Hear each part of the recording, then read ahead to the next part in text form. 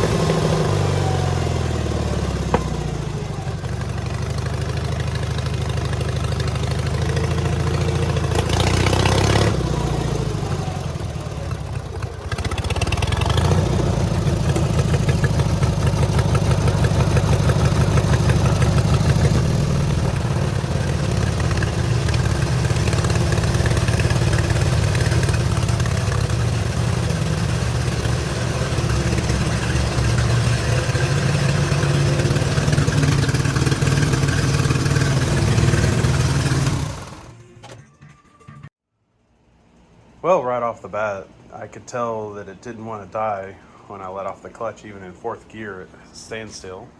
So that's already an improvement.